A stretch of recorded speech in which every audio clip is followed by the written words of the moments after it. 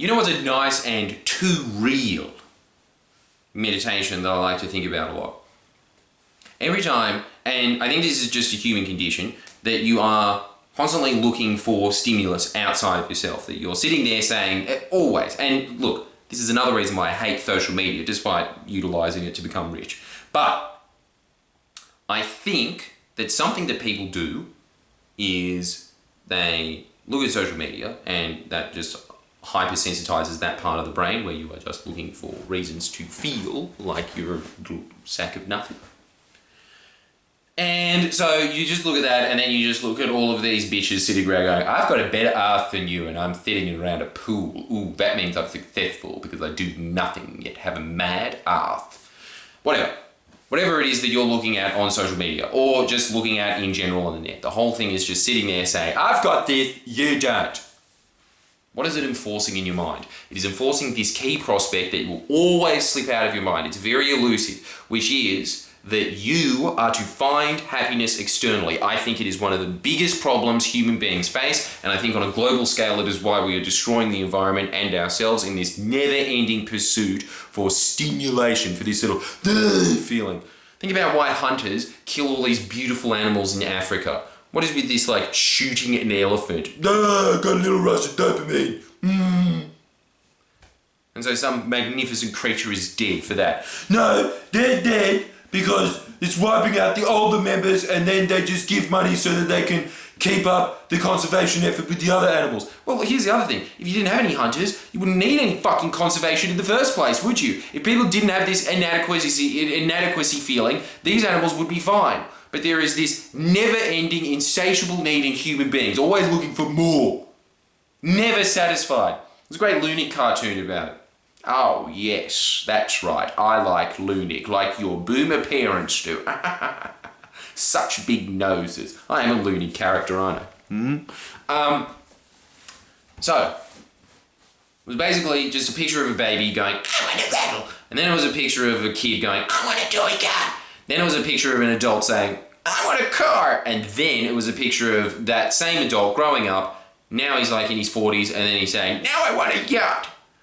Just, it's ever elusive. It's chasing the dragon. You are constantly looking for something else, thinking, this will be it. This will be the big hit. As soon as I have this, I'll be happy. There's two psychologies in life. There's your psychology of striving, and there's your psychology of arriving.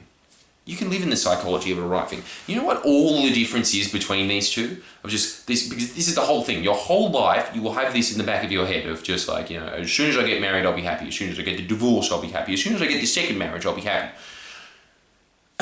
No matter what your circumstances are in life, your happiness is completely determinant on you. There is very few exceptions of this. As I've said before, if you have some kind of, chemical imbalance in your brain, but other than that, other than very extreme circumstances that most of the time can be cured anyway with the right medicine.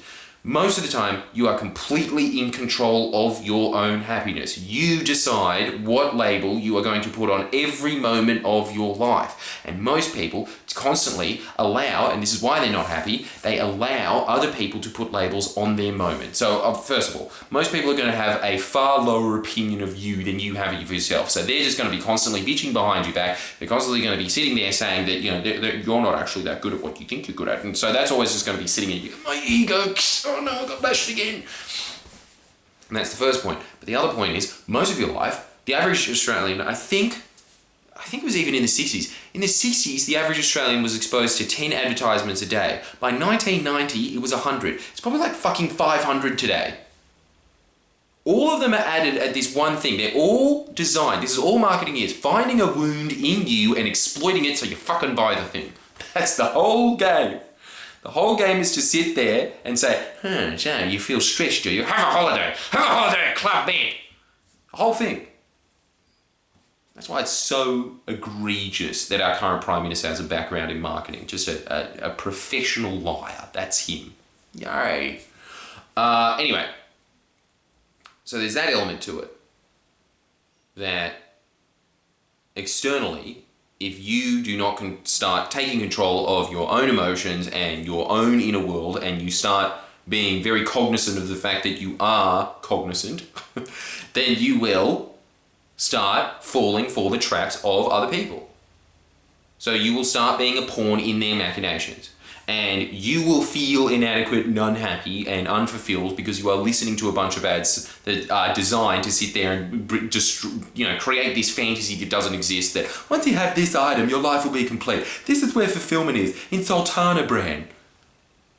But the reality of the situation is that fulfillment is in you. The fulfillment exists in your existence. Just the very fact that just understanding this one point, if you are just completely devoid of anything, if your mind is clear, what happens is that you are happy, you are content.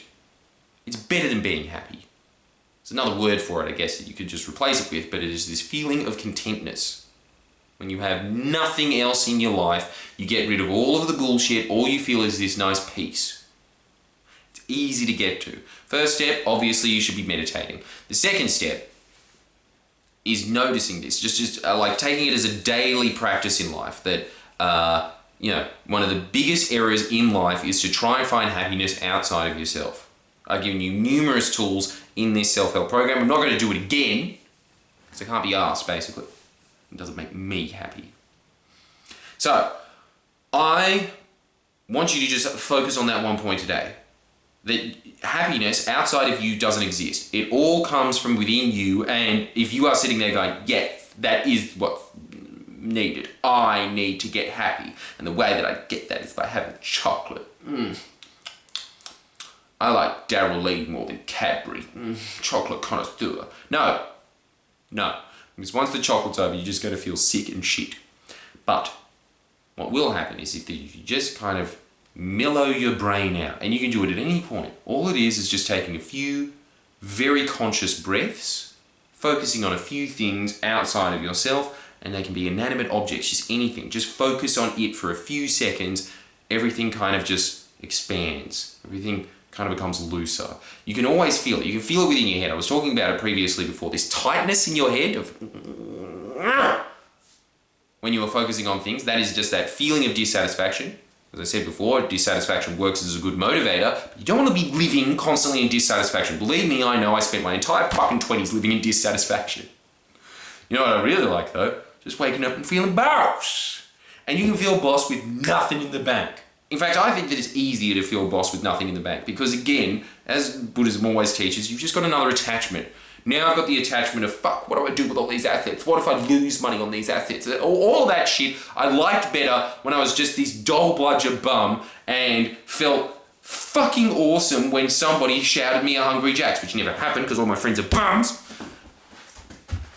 And now I shout them fucking, not even Hungry Jacks. Now I'm always just going to fine dine restaurants and shit and be like, it's okay, I'll pay though. Okay. Thanks. So anyway. Yeah. That's the long and the short of it. I want you to think about it in that context. You, my friend, can only attain happiness from getting present, from removing all the layers of things that you're seeking and really understanding this point that SpongeBob SquarePants did. I don't need it. I don't need it. I need it. Look, the only things that you really need are water and red redemption, if you don't believe the memes. Apart from that, everything else that you have in your mind is just an illusion and an attachment, and that is why you're unhappy. It's just the attachment of, I'm gonna have it. That's it. It's like, look, you are just playing mind games with yourself. It's like when you were a kid. Do you remember having this conversation with your mum where your mum would be saying, you don't need it to be happy, trying to teach Buddhism to a 2-year-old. It's never going to work. But you sitting there going, oh, mum, you don't understand. I'd be so happy if I just got that Batman. I'd be so happy if I got that Batman. I'll never ask you for anything again. As soon as you got the Batman, threw him to the corner. Please, mum, I also need the Joker to go with the Batman. Who's he going to fight? You can't fight a teddy bear. It's just lame. So, that's what I want you to understand at this point. Like, if you are ever in this thing of feeling dissatisfied, just stop for a moment and realize I can be happy right now with or without it. And I can be just as happy with or without it. Right. So anyway, like the video, give me more questions.